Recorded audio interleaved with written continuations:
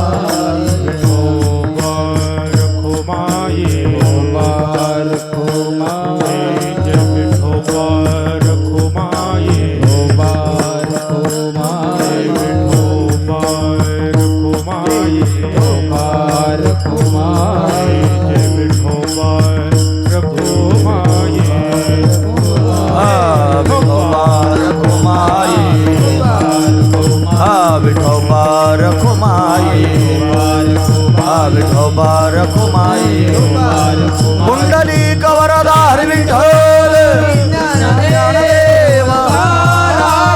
पंढरीनाथ भगवान माऊली ज्ञानेश्वर जगद्गुरु तुकाराम महाराज की, आद्य जगद्गुरु श्रीमद शंकराचार्य भगवान की, चैतन्य कानिफनाथ महाराज की।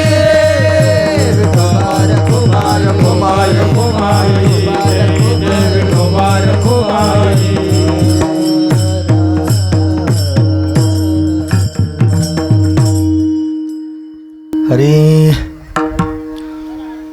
संत समागम एखादी परी व्हावे त्यांचे द्वारे श्वान याती, तेथे रामनाम होईल श्रवण, घडेल भोजन उच्चिष्टाचे। प्रस्तुत कीर्तनरूपी सेवेकरिता निवडलेला अभंग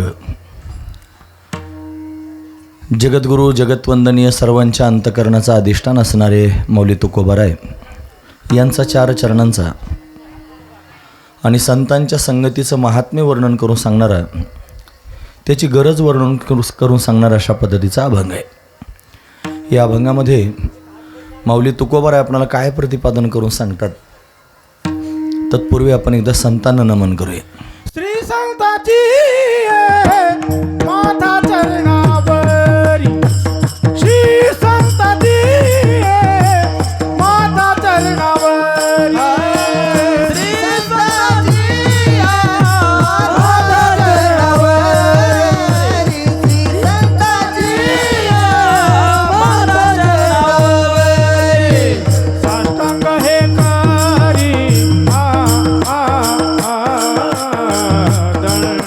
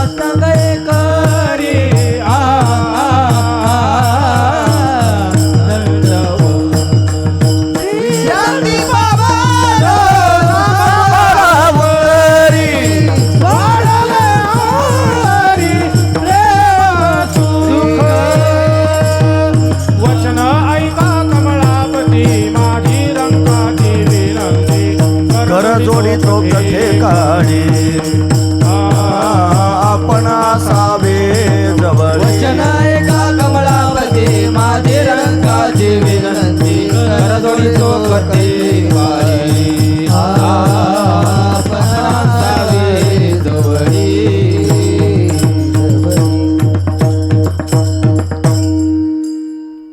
श्री संतांचे या माथा चरणावरी साष्टांग हे करी दंडवत. विश्रांती पावलो सांभाळा उत्तरी वाढले अंतरी प्रेमसुख. संत समागम एखादी परी व्हावे त्यांचे द्वारी श्वानयाती. तेथे रामनाम होईल श्रवण घडेल भोजन उच्चिष्टाचे. प्रस्तुत प्रतिवर्षीप्रमाणे याही वर्षी संपन्न होत असणारा आपला हा अखंड हरिनाम सप्ताह, त्यातलं हे 14वं वर्ष आहे. आणि 14व्या वर्षातील आजची ही किती 5व्या क्रमांकाची भगवंताची कीर्तनरूपी सेवा. ही अकारण करुणा वरुणालय भक्तकाम कल्पद्रुम भगवान पांडुरंग परमात्म्याच्या अथांग करुणेनं त्याच्या दयेनं या सर्व संयोजक मंडळींच्या माध्यमातून आमच्या वाटेला आलेले आहे. सेवेकरिता निवडलेला अभंग जगद्गुरू तुकोबारायांचा आहे. तुकोबारा या अभंगाच्या माध्यमातून संतांच्या संगतीचं महात्म्य सांगतायत. त्याची आवश्यकता, त्याची गरज वर्णन करून सांगतायत. काय सांगतायत महाराज? महाराज म्हणले संतांची संगती अतिशय दुर्लभ आहे, सहजासहजी प्राप्त होत नाही. ती कोणत्याही प्रकारानं आपल्या जीवनात जर प्राप्त होत असेल तर ती करून घेतली पाहिजे. मग कोणत्या प्रकारानं करावी? ते म्हणले संत समागम एखादी परी म्हणजे प्रकार. एखाद्या प्रकारानं संतांच्या संगतीत जावं. पण कोणत्या प्रकारानं जावं? कुत्रा होऊन जरी संतांच्या संगतीत जायचा प्रसंग आला तरी कुत्रा होऊन त्यांच्या संगतीत जावं. व्हावे त्यांचे द्वारी श्वानयाती. श्वान म्हणजे कुत्रा. संतांची संगती जर घडत असेल तर त्यांच्या दारातला कुत्रा व्हायची वेळ आली तरी चालेल. कुत्रा होऊन त्यांच्या संगतीमध्ये राहावं. का बरं? काय होईल त्यांच्या संगतीत राहिल्यानं? म्हणले तेथे रामनाम होईल श्रवण. त्यांच्या संगतीत गेलं की रामनामाचं श्रवण होईल. आणि घडेल भोजन उच्चिष्टाचे. उच्चिष्ट म्हणजे उष्ट. कुत्र्याला शक्यतो उष्टच खायला मिळतं. घरात त्यांनी होतं सगळं त्यांनी, पण कुत्र्याकरता कोण स्वतंत्र तयार करतं? शिळं राहिलेलं फेकून द्यायचं असतं. ते खरकटं सगळं एकत्र जमा करायचं, बाहेर टाकून द्यायचं. टाकलं की मग कुत्र्याला तेवढंच काम आहे, तो त्याच्यावरच टपलेला असतो. मग तो त्याचं सेवन करतो. संतांच्या दारातला कुत्रा होईन आणि त्यांचं उष्ट अशा माध्यमातून खाईन, तुकोबाराय म्हणतात. हां, असं त्यांनी करण्याचा प्रसंग आला तरी चालेल, पण संत संगती त्यांनी अशा पद्धतीने करेन. मग अन्य त्यांनी उपाय नाहीत का? आहेत ना. अन्य अनेक मार्गांनी मी संत संगती करण्याकरता तयार आहे. कामारी, बटीक, सेवेचा सेवक, दीनपणे रंक तेथे भले. तुम्हाला जर संतांची संगती होत असली तर त्यांच्याकडे कामाला राहण्याच्या निमित्तानं जा, त्यांचा संग होईल. बटीक म्हणजे बटईनं काम करण्याकरिता जा, वाट्यानं काम करण्याकरिता जा, त्यांचा संग होईल. आणि नाहीच काय करता आलं तर फक्त सेवा करण्याकरिता जरी राहायची तयारी असली तर निवळ त्यांनी सेवा करण्याकरिता राहा. सेवेचा सेवक, दीनपणानं त्यांनी रंक होऊन तिथं त्यांनी राहिलं पाहिजे. रंक म्हणजे सेवक, दास. अशा पद्धतीनं संतांच्या संगतीत राहिलं पाहिजे. काय फल प्राप्त होईल? कशाकरता हे सगळं सांगतात? ते म्हणले जर त्यांच्या संगतीमध्ये राहिलो तर ते काही सामान्य नाहीत. त्यांच्या संगतीची अपेक्षा जशी आपण करतो तशी त्यांच्या संगतीची अपेक्षा जगन्नियंता परमात्मासुद्धा करतो. आपल्याला संत कळत नाहीत, आपल्याला संत मिळत नाहीत, आपल्याला संत भेटत नाहीत. परमात्म्याला संत कळतात, त्याला ते मिळतात, त्याला ते भेटतात सुद्धा. मग तो परमात्मा त्यांच्या भेटीकरिता ललायत झालेला असतो. आणि तो त्या संतांच्या भेटीकरिता कासावीस झालेला देव अखंड संतांच्या संगतीत राहतो. म्हणून हिंडे मागे मागे गिरटी जागे घाली तसे कायमस्वरूपी त्यांच्या मागं फिरत राहतो.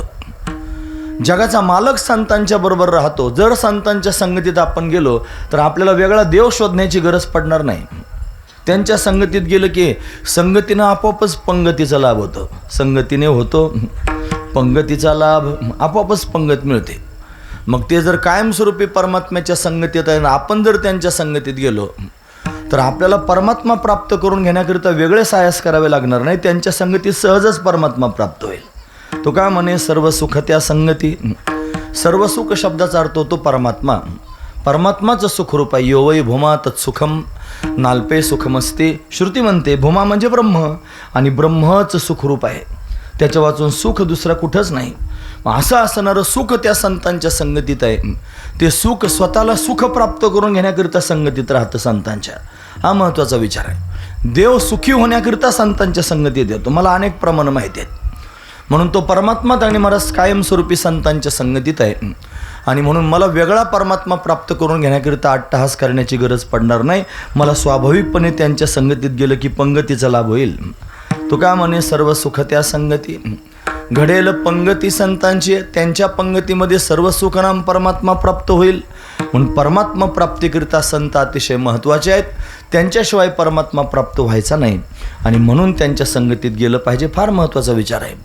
म्हणून संतांच्या संगतीचं महात्म्य तुकोबारायांना माहिती आहे आणि सगळ्या जगाला कळावं याच्याकरिता अभंगाच्या माध्यमातून लोकांच्या समोर सांगतायत आणि आपण ते श्रवण करतो आहोत. असा अभंगाचा सरळ अर्थ पाहण्याचा आपण प्रयत्न केला. विठोबा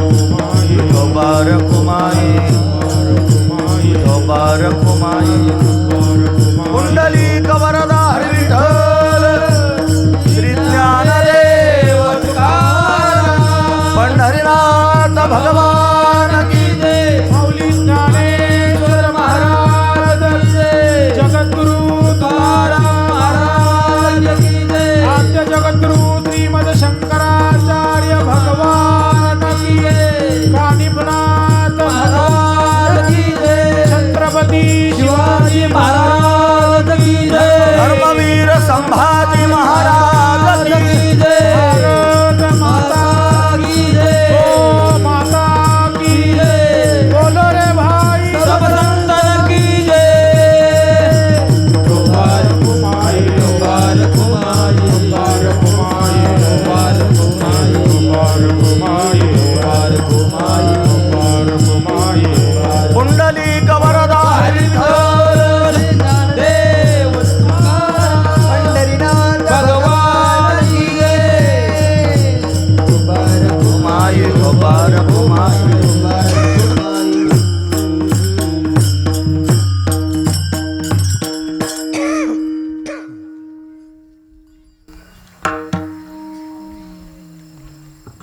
संत समागम एखादी परी व्हावे त्यांचे द्वारे श्वानयाती. तेथे रामनाम होईल श्रवण घडेल भोजन उच्चिष्टाचे. प्रस्तुत. दरवर्षी फार श्रद्धेने आपण हा सप्ताह या ठिकाणी संपन्न करतात. फार आनंद आहे. सगळे तरुण एकत्र येऊन आणि धर्मसेवा करण्याचं काम करतायत. आज धर्मसेवेकरिता तरुणांनीच एकत्र येण्याची गरज आहे. खरंच गरज आहे त्याची. कारण भूमिगत कार्य करणारे लोक समाजात आहेत.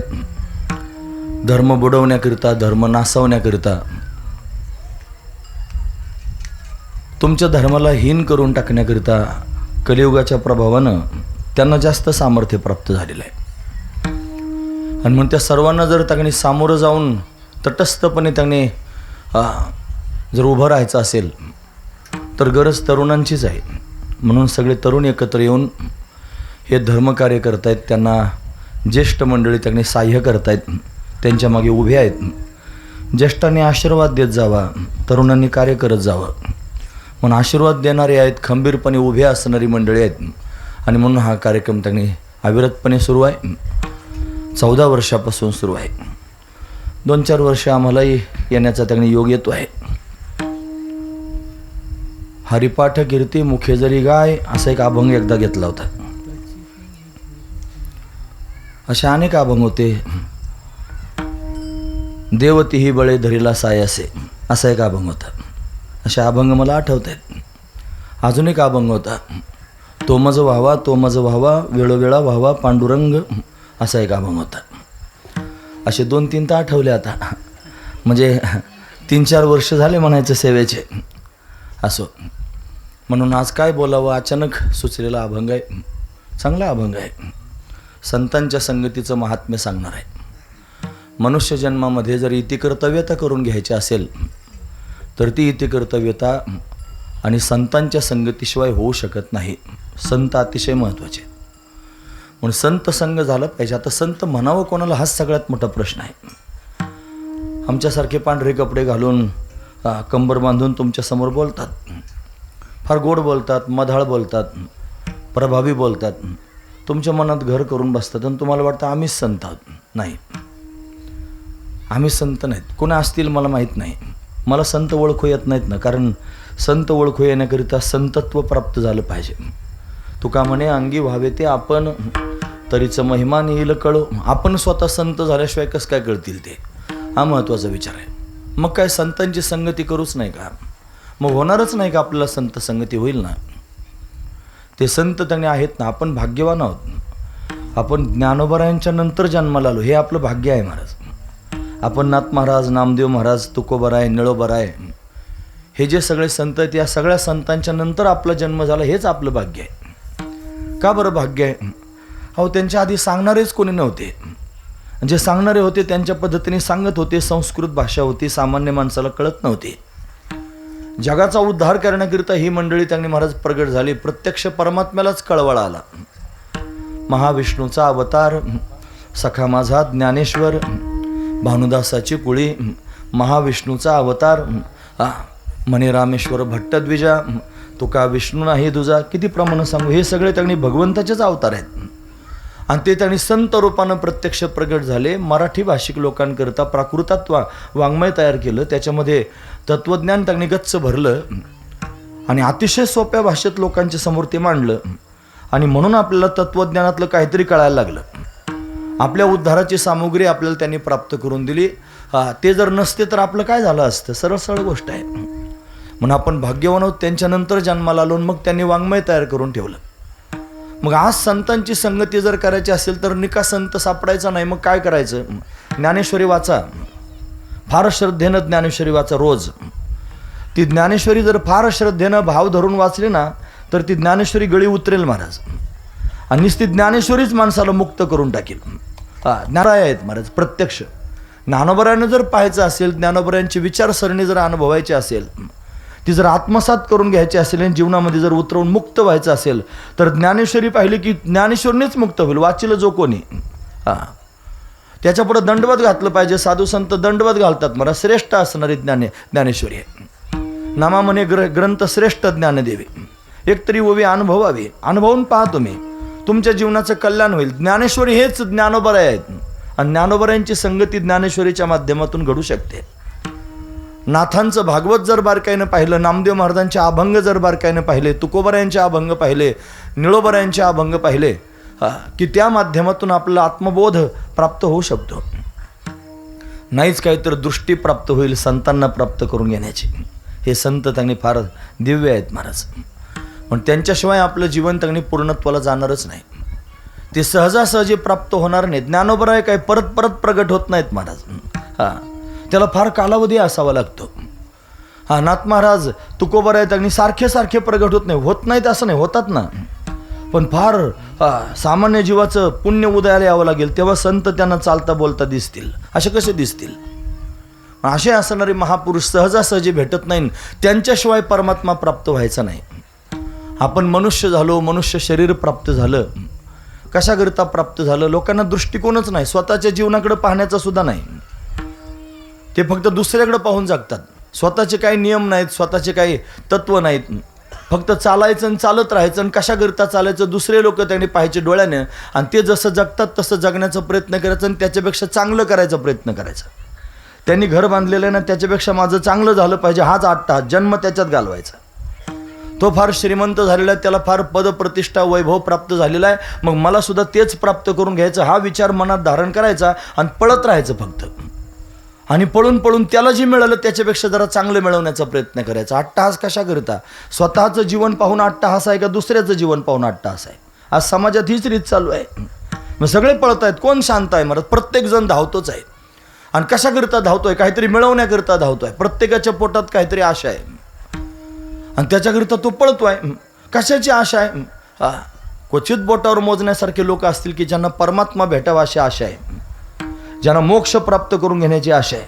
नाही तर तुम्ही गणित करून बघा, तुमच्या डोळ्यासमोर कोण कोण दिसतं ते कशाकरिता पळतात. जाऊ द्या, आपणच आपल्या मनाला विचार करा ना, आपण पण पळतोच आहोत. आपण काय मिळवण्याकरिता पळतो? आपली धावपळ कशाकरिता आहे? काय आपण मिळवणार आहोत ही धावपळ करून? आणि जरी फार अट्टहास केला आणि धावपळ केली आणि संसारातलं काही मिळवलं, राहील किती दिवस? नाशवंत प्राप्त करून घेण्याकरिता आपला सगळा अट्टहास आहे. समजतच नाही लोकांना. न समजण्याचं कारण कोणी सांगतच नाही. हे कीर्तन तगणी त्याचं माध्यम आहे महाराज सांगण्याचं. आता कीर्तनातही लोक हिंगणांग चिंगणांग सांगतात. काय करायचं त्याला? लोकच तसं ऐकत नाहीत चांगलं. लोकांच्या समोर जर चिंतन मांडायला सुरुवात केली की लोक म्हणतात त्याचं कीर्तन पडलं. बरं तुझ्या अंगावर नाही पडलं, नाही तर हातपाय मोडायचा धंदा घेण्या देण्याचा कशाला गेलता? अंगावरच पडलं कीर्तन, म्हणे कीर्तनच पडलं. असं चांगलं सांगायला लागलं पडलं म्हणतात लोक. आणि ज्या कीर्तनात जास्त विनोद होतात, विनोदाची कथा गोड वाटे. देवाचे चरित्र नावडे सर्वथा आणि विनोदाची कथा गोड वाटे. त्याला विनोद जर कीर्तना सांगले, मनोरंजन त्याच्यात होतं. अरे हे ते साधन नाही. इथं नाचू कीर्तनाचे रंगीन, ज्ञानदीप लावू जगे. हे कीर्तन कशा करताय? हे ज्ञान जीवनामध्ये प्राप्त करून घेण्याकरिता गरज याची. हे माध्यम आहे हे कळण्याचं. या माध्यमातून ते समजून घेतलं पाहिजे. तिथपर्यंत जाण्याकरिता अट्टहास केला पाहिजे. मला देव मिळवण्याकरिता मी जन्माला आलेलो आहे, मोक्ष मिळवण्याकरिता जन्माला आलेलो आहे, जीवपणा घालवण्याकरिता मिळालेलो आहे. मला हा जन्म प्राप्त झालेला आहे. सगळी प्रमाणं बघा तुम्ही. सगळ्या प्रमाणांमध्ये असंच सांगितलं ते, म्हणजे मनुष्य शरीर कशाला दिलं? भजन करण्याकरिता. देवे दिला देह भजना गोमटा. इंद्रिय कशाकरता दिले? आख प्रमाणच दिली इंद्रिय, हात पाय कान डोळे मुख बोलाय वचन. जेणे तू जोडसी नारायण नासे जीवपण भवरोग. नारायणाच्या प्राप्तीकरिता, जीवपणा घालवण्याकरिता, भवरोग घालवण्याकरिता माणसाचं शरीर आणि इंद्रिय मिळालेले आहेत. किती लोकांना माहिती आहे? किती लोक असा विचार करतात की आपल्याला डोळे मिळाले देव पाहण्याकरिता, कान मिळाले देवाचं ऐकण्याकरिता, तोंड मिळालं भजन करण्याकरिता, हात मिळाले भगवंताचं भजन पूजन करून दान धर्म करण्याकरिता. त्यानंच पवित्र आहेत हात. हस्तो पवित्रो यदि दान पुण्य, पादो पवित्रो यदि तीर्थयात्रा. पाय दिले तीर्थयात्रा करण्याकरिता दिले, भगवंताच्या भजनात नाचण्याकरिता दिले. म्हणून हे सगळे याच्याकरिता मिळाले. किती लोक असा विचार करतात? लोक असा विचारच करत नाहीत, त्याच्यामुळे ते जागेवरच आहेत. त्याच्यामुळे देव नाही प्राप्त होत, धर्म नाही प्राप्त होत, मोक्ष नाही प्राप्त होत. मोक्ष प्राप्त करून घेण्याकरिता पोटात वादळ तयार व्हावं लागतं. लक्षात ठेवा. जीवपणा घालवण्याकरिता पोटात कसमस निर्माण व्हावी लागते. कधी जाईल जीवपणा? माझा उद्धार होईल का? काही मी उद्धार पावेन? प्रश्नचिन्ह आहे. काय हे कृपा करील नारायण? खरंच नारायणाची माझ्यावर कृपा होईल का? ऐसे सांगा तुम्ही संतजन, करा समाधान चित्त माझे. काही हे बिरडे फिटेल, काही तो स्वामी भेटेल. हे बिरडं फिटेल का? तो स्वामी मला कधी भेटेल का? अशी भावना अंतकरणात निर्माण होते का? विचारा ना स्वतःच्या मनाला. मी माझ्या मनाला विचारतोय, मी विचारपूर्वक बोलतोय, खरंच विचारतोय. काय उपयोग आहे याच्यात अट्टहास करून? मी फार बुवा झालो आणि बाबा झालो, लोक मला फार मानायला लागले, पाया पडायला लागले, फार डोक्यावर घेऊन नाचायला लागले. म्हणजे काय काळ मला परत फिरवता येईल काय?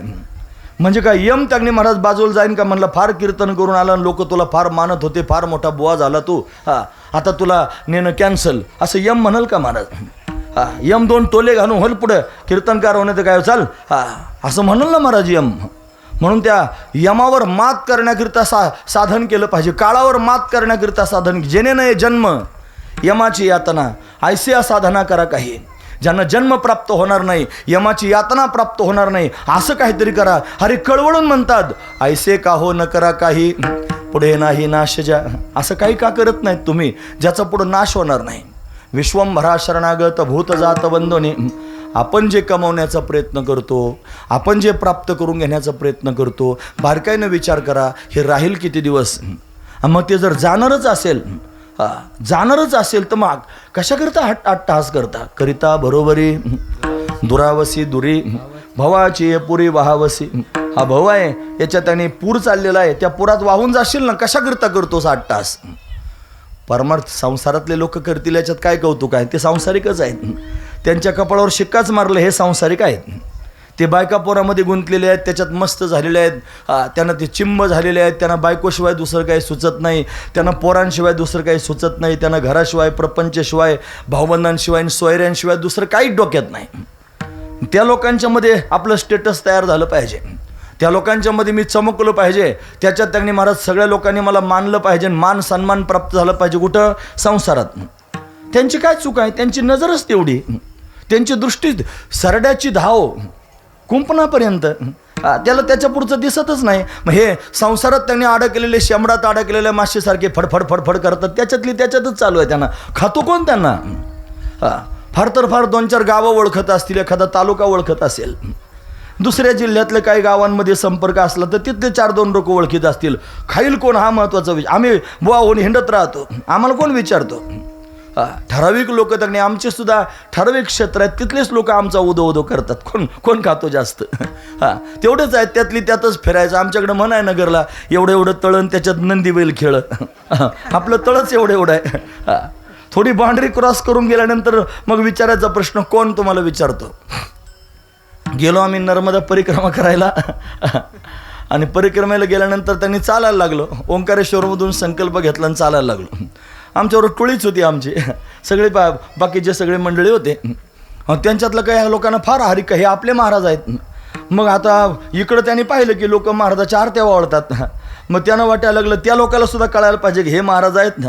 मग त्यांनी पण आरत्या वाळव. मग ते त्यांना पुढे जाऊन सांगायचे, महाराज आहेत आमचे मोठे महाराज. हिंदीत आता त्याला मराठीत समजत नव्हती तर लोकांना, आमचे महाराज आहेत. ते ऐकून नाही ऐकल्यासारखं करायचे महाराज. त्यांना काय घेणं आहे महाराज आहे का कोण आहे तुमचा? त्यांच्या दृष्टीनं तुम्ही फक्त परिक्रमावासी, तुमचा परिचय काय? परिक्रमावासी, याच्यापेक्षा वेगळा परिचय नाही.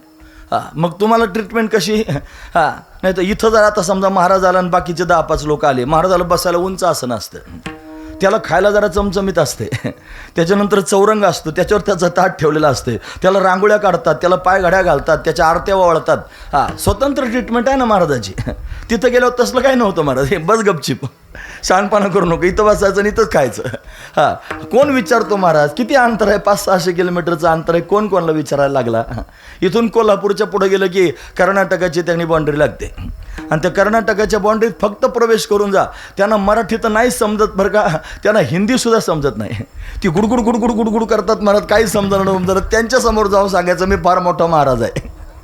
त्यांना म्हणायचं मी फार मोठा महाराज आहे, मी फार कीर्तन करतो आणि कथा सांगतो. ते माझ्या तोंडाकडे पाहत बसतील. सरळ मुद्दा आहे महाराज. मी हा विचार केला पाहिजे. तुला विचारतो कोण? तुला बोलता येते गुळमट, थोडेफार लोक त्यांनी विचारतात, पण लोकांनी विचारल्याने काय फायदा होईल? तुम्ही मला विचारले नाही, तुम्ही मला बुवा म्हणले नाही, बाबा म्हणले नाही, पाया पडले नाही, पाय घडा घातले नाही, आरती ओळले नाही, माझा काय फायदा होईल? काय फायदा आहे? उलट माझं पुण्य कमी होईल. उलट माझं पुण्य कमी होईल. तुम्ही पाया पडता की नाही? पाया पडत असताना पायाला हात लावला की त्या ज्याच्या पाया पडतात त्याची ऊर्जा आपल्यामध्ये प्रवाहित होते. ती ऊर्जा प्रवाहित करण्याकरिताच पाया पडावं लागतं. म्हणून मी बुवा झालो, तुम्ही माझ्या पाया पडायला लागले, डोकं टेकवायला लागले, म्हणजे मी जमा केलेली ऊर्जा तुम्ही वाटून घ्यायला लागले. म्हणजे मी जायच्या टायमाला मोकळाच जाणार आहे. म्हणजे परमार्थाची ऊर्जा सुद्धा बरोबर नेता यायची नाही. कशा करता 8 तास करतो? काय तुला याच्यातून मिळवायचं? तुम्ही ऐका बरं सर्वांनी, मी सुज्ञपणानं सांगतोय, लक्षपूर्वक ऐका. मग मला जर काहीच मिळवता येणार नाही आणि मला जर काही बरोबर पण नेता येणार नाही, मी हातपाय का खोडतोय? मग मी असा विचार केला पाहिजे की मला काहीतरी नेता आलं पाहिजे. काय नेता येईल माझ्याबरोबर मला? स्वरूपाचं ज्ञान प्राप्त करून घ्या. त्या ज्ञानानं त्यांनी मुक्त व्हाल, जायचा धंदाच बंद होऊन जाईल. मग कुठं जायचं नाही यायचं नाही हा प्रश्न त्यांनी संपूनच जाईल. जाण्या येण्याचा नाही जात कोठे येतं फिरवण्या, काहीच मी नव्हे कोणी गावीचा, एकाला ठाईचा ठाई एक, नाही जात कोठे येतं फिरवण्या, अशी अवस्थाच तयार होईल. जाण्या येण्याची परंपरा संपून टाकता येते. तैसे येण्याची शरीरे, शरीरा येणे सरे, किंबहुना येर झारे चिरा पडे. याच शरीराच्या माध्यमातून शरीराला येणं जाणं बंद करता येतं. पण सुज्ञपणानं विचार केला तर जाताना काय बरोबर नेता येतं असा जर विचार करायचा असेल तर मग मुक्त जर झाले नाही तर पुण्य बरोबर नेता येऊ शकतं. तुमचं कर्म तुमच्याबरोबर जातं. धनानि भूमो पशवस्य गोष्टे भार्याग्रहद्वार मित्रश्मशाने देहश्चितायां परलोक मार्गे कर्मानुगो गच्छती जीव एकः. धन भूमीत राहतं, पशु गोठ्यात राहतात, पत्नी घराच्या दारापर्यंत राहते, मित्र स्मशानापर्यंत येतात, हे शरीर चितेपर्यंत येतं बरोबर. आणि ते एकदा जळालं की मग पुढे एकट्याला जावं लागतं. मग जाताना कर्म बरोबर जातं. नाही मुक्त होता आलं आधी प्रयत्न मुक्त होण्याकरिता करा. नाही जर मुक्त होता आलं तर निदान पुण्य तरी प्राप्त करून घ्या, की जेणेकरून त्यांनी परत तुम्हाला ते उपयोगाला येईल. हा महत्त्वाचा विचार आहे. म्हणून त्यांनी आपल्याला प्रवास करायचा आहे. फार थोड्या काळातला प्रवास आहे, बुडबुड्यासारखाच आहे. जळी बुडबुडा जसं पाहता पाहता त्यांनी दिसेनासा होतो, तसं आपलं आयुष्यसुद्धा झपाट्यानं पुढं सरकतं महाराज. मग काकांच्या घरात बसलेलं स्वप्नील म्हणला, इथं 14 वर्षापासून सप्ताह चालू आहे की नाही. तो म्हणला पहिला तिथं तमाशा होत होता. मला आठवतं म्हणला. तो काय म्हणला, पहिला त्या जागेवर तमाशा होत होता. किती क्रांती झाली ना आता, 14 वर्षापासून सप्ताह व्हायला लागला.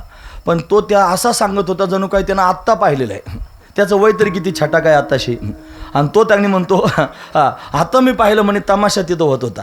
म्हणजे किती झपाट्यानं काळ पुढं सरकला. 14 वर्ष किती झपाट्यानं गेले. तुम्हाला तरी कळालं का हा सप्ताह 14 वर्षापासून चालू आहे. किती वेगात पुढं सरकला महाराज. एक तप होऊन गेलं आणि त्याच्यावर 2 वर्ष परत त्यांनी झाले. किती झपाट्यानं काळ सरकतो आहे. हा काळ त्यांनी महाराज आपल्याला घेऊन जाणार आहे. त्याची निर्धारित त्यांनी वेळ आली की तो घेऊन जाणार आहे. सावधान. मग काय केलं पाहिजे. हा काळ उचलून न्यायच्या आधी आणि विवेक धारण केलं पाहिजे. तो विवेक कसा धारण कराल, कोण तुम्हाला विवेक प्राप्त करून देईल, कोणाजवळ हा विवेक मिळतो, कोणत्या बाजारात मिळतो की विवेक धारण करा आणि काळ यायच्या आधी सावध व्हा. कोण देणार आहे विवेक, कोणाजवळ आहे विवेक माहिती आहे तुम्हाला. मी सांगू.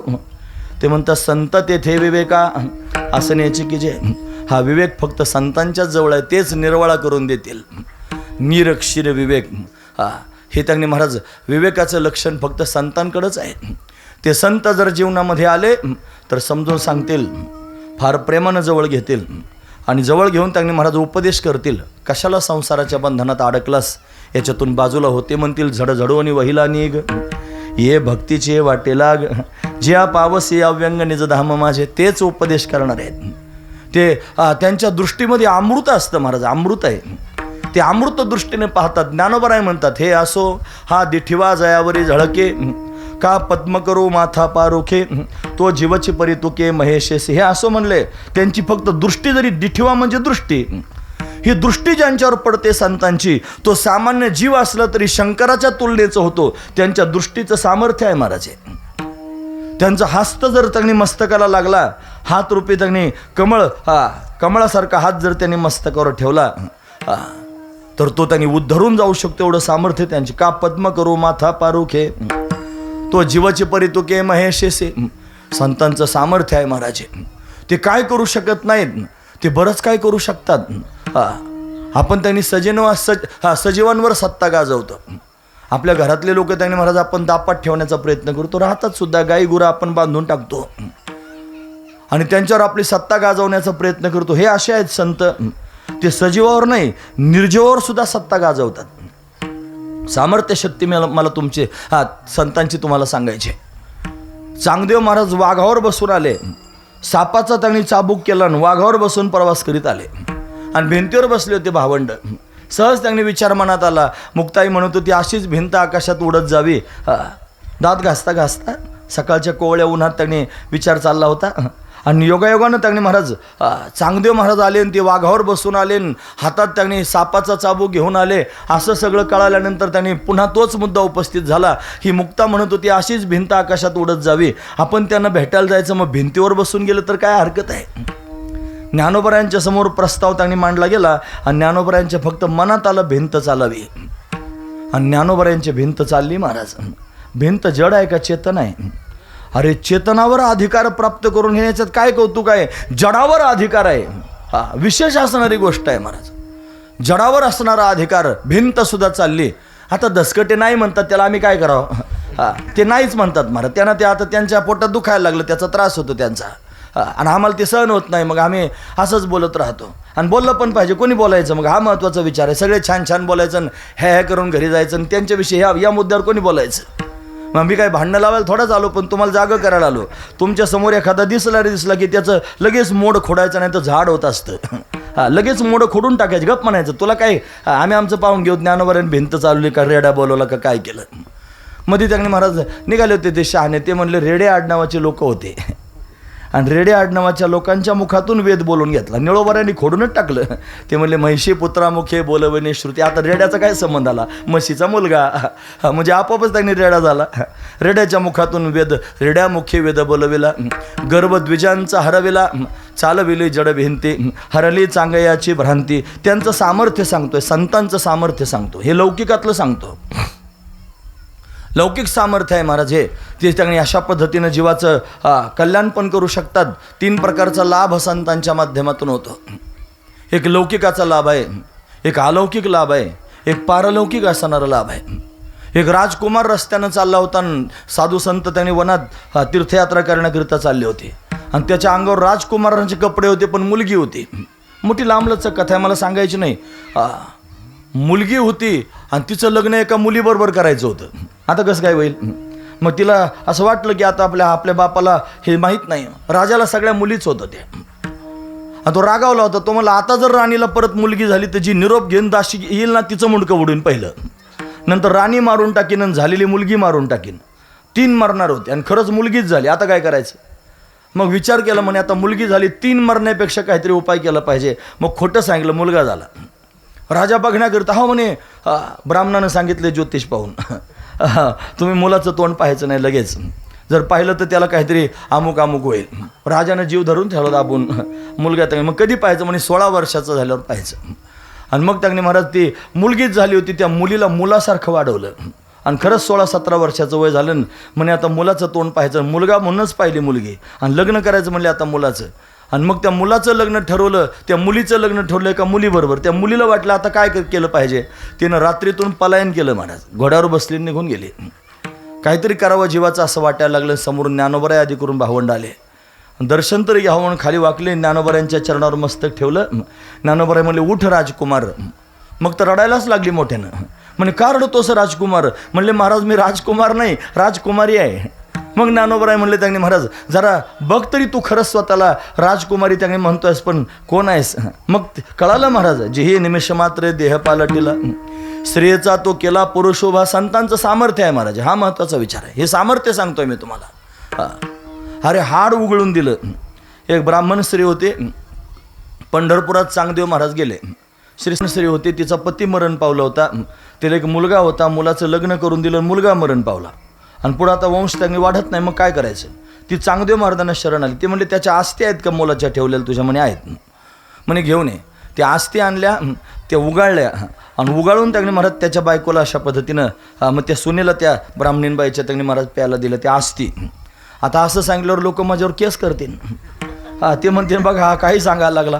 आता मी चरित्रातलं सांगतोय, माझा काय दोष आहे त्याच्यात? मी चरित्र वाचलेलं आहे महाराज. म्हणून मी तुमच्या समोरचे कोणी जर आलाच मला म्हणाल तर चल बाबा तुला पोथी दाखवतो, याच्यापेक्षा काय सांगेन? जे माझ्या पोथीत आहे मी तुला दाखवतो, मान्य करा नाही तर नका करू. म्हणून त्यांनी महाराज तिला ती प्यायला दिलं आणि खरंच मुलगा झाला. प्रसाद मात्रेची केवळ जन्मला भात लवंड्या, त्याचं नाव ठेवलं भात लवंड्या. त्याच्याकरिता मोठं असं त्यांनी बारसं केलं आणि तो जरा मोठा झाला थोडासा. आणि त्या पंक्तीत त्यांनी रांगायला लागला तर त्याच्या पायानं त्यांनी भात लवंडला.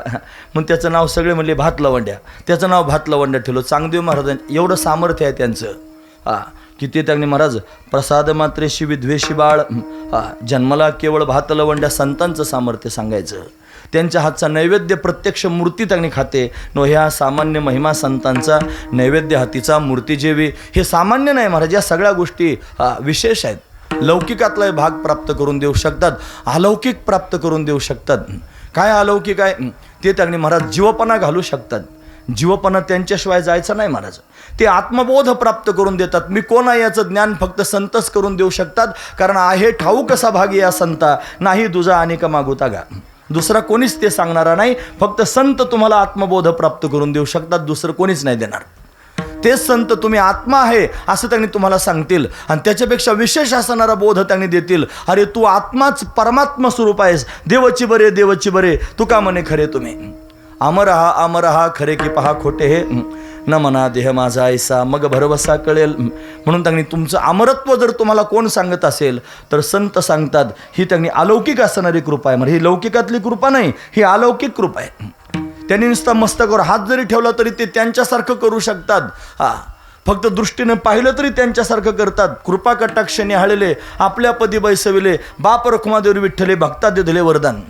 आलिंगन घडे मोक्ष सायुज्यता जोडे, ऐसा संतांचा महिमा झाली बोलायाची सीमा. संतांचा महिमा अशा प्रकारचा आहे, मोक्ष प्राप्त करून देऊ शकतात. ते मोक्षाची सोडीबांधी करी ही त्यांची अवस्था आहे. म्हणून अलौकिक प्राप्त करून देतात, पारलौकिक जे त्यांनी सामान्य माणसाच्या बुद्धीच्या कक्षेच्या पलीकडचं आहे काय प्राप्त करून देतात, ते प्रत्यक्ष परमात्म्याचं दर्शन प्राप्त करून देऊ शकतात. तुम्हाला जर परमात्मा पाहिजे असला ना, त्याचं सगुण दर्शन जर प्राप्त करून घ्यायचं असेल, नुसतं ब्रह्मज्ञान प्राप्त झालं म्हणजे त्यांनी भगवंताचं सगुण दर्शन व्हायचं नाही महाराज. ब्रह्मज्ञान प्राप्त झाल्यानंतर जन्ममरणाची परंपरा संपेल. मोक्ष प्राप्त करून घेतला म्हणजे जन्ममरणाला यायचं आवागमन त्यांनी संपून जाईल. म्हणजे परमात्मा त्यांनी सगुण रूपात भेटेल असा त्याचा अर्थ लावायचा नाही. ब्रह्मज्ञानी कितीतरी आहेत जगामध्ये, कोरडेच आहेत सगळे. कोरडे म्हणजे आडनावाचे नाहीत. ते त्यांनी महाराज बोध संपन्न झाले तिथपर्यंत ठीक आहे, पण प्रेम त्यांच्याकडे नाही म्हणून कोरडे आहेत. हा महत्त्वाचा विचार आहे. आणि ते भगवंताचं विलक्षण असणारं प्रेम जर प्राप्त करून देणारे कोण असतील तर ते संत आहेत महाराज. मग संतांच्या माध्यमातून भगवंताचं प्रेम प्राप्त होईल आणि त्या प्रेमानं त्यांनी महाराज भगवंताच्या भेटीची आस लागून संत कृपा करतील. मग त्यांचेनी गोपाळ कृपा करी, त्यांच्यामुळं गोपाळ त्यांनी कृपा करेल. लाभे लाभ हदुनावला जीव झाला दर्शने, बरवे देशावर झालो. बरं झालं तुकोबाराय म्हणले देशावर झालो म्हणजे त्याने ह्या देशातून त्या देशात गेलो. हा देश म्हणजे प्रपंचाचा देश आणि या प्रपंचाच्या देशातून त्यांनी परमार्थ देशामध्ये आलो. बरवे देशावर झालो. काय बोले बोलावे, काय प्राप्त झालं शब्दाने कसं सांगू. म्हणे काय झालं, लाभे लाभ दुनावला, लाभ झाला. कशाचा लाभ झाला, परमार्थ करण्याच्या प्रवृत्तीनं निघालो म्हणून भगवंतानं कृपा केली, संत भेटले, हा लाभ झाला. आणि संतांच्या भेटीनं दुसरा लाभ झाला. काय लाभ झाला, परमात्माच प्रत्यक्ष प्रगट झाला. हे संतांच्या भेटीचं फळ आहे महाराज. हा लाभ झाला, आधी संतांच्या भेटीचा लाभ आहे आणि त्याच्यात पुन्हा त्यांनी महाराज संतांच्यामुळं परमात्मा प्राप्त झाला, हा दुसरा लाभ आहे. संतांच्या भेटीनं काय होतं असा प्रश्न आहे. नारदांनी विचारलं त्यांनी महाराज भगवंताला, म्हणे देवा संतांच्या दर्शनाचं फल काय आहे, संतांच्या भेटीचं फल काय आहे. ते म्हणले मला कशाला विचारतो, तू प्रत्यक्षच बघ जाऊन. म्हणे काय पाहायचं म्हणून, म्हणे जा मृत्यूलोकात जा. तिथे एक त्यांनी आत्ताच पक्षी अंड्यातून बाहेर आलेला आहे, त्या पक्षाला विचार संतांच्या भेटीचं काय फल असतं. गेले ते पोपटाचं पिल्लू त्यांनी प्रगट झालं होतं आणि त्याला विचारलं फार प्रेमानं, म्हणले संतांच्या भेटीचं काय फल आहे. त्यानं नारदाकडे पाहिलं आणि त्या पिलानं मान टाकली, मरून गेलं महाराज. ते काही सांगितलं नाही, गेलं मरून लगेच. परत गेले म्हणे, ती पिल्लू मरून गेलं. म्हणे असं कर, म्हणे एक वासरू झालंय गाईला, त्या वासराला जाऊन विचार संतांच्या भेटीचं काय फळ आहे. वासराला विचारायला गेले, त्याला विचारलं संतांच्या भेटीचं काय फल आहे रे. त्या वासरानं नारदांकडे पाहिलं आणि त्यांनी मान टाकली, मरून गेलं महाराज वासरू सुद्धा. बाप्पा परत गेले, म्हणे देवा ते मरून गेलं. म्हणे असं कर, आता राजाला मुलगा झालेला आहे, जा त्या मुलाकडून त्याला विचार संतांच्या भेटीचं काय फल आहे. नारद म्हणले देवा ते पाखरू मरून गेलं, काय पेपरात बातमी आली नाही. वासरू मरून गेलं, कोणाचं काही बोभाटा नाही. राजाचा मुलगा जर मेला तर मला सोडतील का ते सगळे. तू तिथं तू जात खरं नारदा, जा म्हणल्यानंतर नारदजी महाराज गेले आणि गेल्यानंतर त्यांनी महाराज त्या बाळाला विचारलं, पाळण्यातल्या बाळा संतांच्या भेटीचं काय महात्म्य आहे रे. तो म्हणला तुम्ही नारदजी आहात ना. म्हणे हो, माझी अशी विनंती आहे तुम्ही थोडं भजन करा, मग मी तुम्हाला संतांच्या भेटीचं महात्म्य सांगतो. नारदजी महाराज भजन करायला लागले, नारायण नारायण श्रीमन नारायण नारायण नारायण भजन करायला लागले. त्या भजनाचा परिणाम असा झाला की जगन्नियंता परमात्मा नारदांच्या समोर प्रत्यक्ष प्रगट झाला, देवच प्रगट झाला. ते बाळ हसून नारदांना म्हणायला लागलं, नारदा तुम्हाला विचारलं होतं ना संतांच्या भेटीचं काय फल आहे. संतांच्या भेटीचं फल आहे परमात्म्याची प्राप्ती. तुम्ही आलात, तुमचं दर्शन झालं, आतापासून नाही चाललं हे, मीच होतो तो पक्षी. तुम्ही आले, मला विचारलं, तुमचं दर्शन झालं, पक्ष्याचं शरीर सुटलं. परत वासराचं शरीर मिळालं, तुम्ही आले, वासराचा देह त्यांनी पडला, माणसाचा जन्म मिळाला, राजाचा मुलगा झालो. परत तुमचं दर्शन झालं आणि तुमच्या दर्शनाचा काय परिणाम झाला, प्रत्यक्ष परमात्मा उभा राहिला चतुर्भुज. बघा संतांच्या दर्शनाचं फल आहे परमात्म्याची प्राप्ती. म्हणजे संत तुम्हाला त्यांनी कामधेनुसारखे आहेत महाराज. संत तुम्हाला लौकिक प्राप्त करून देऊ शकतात. संत ब्रह्मज्ञानानं तुम्हाला मुक्त करून अलौकिक प्राप्त करून देऊ शकतात.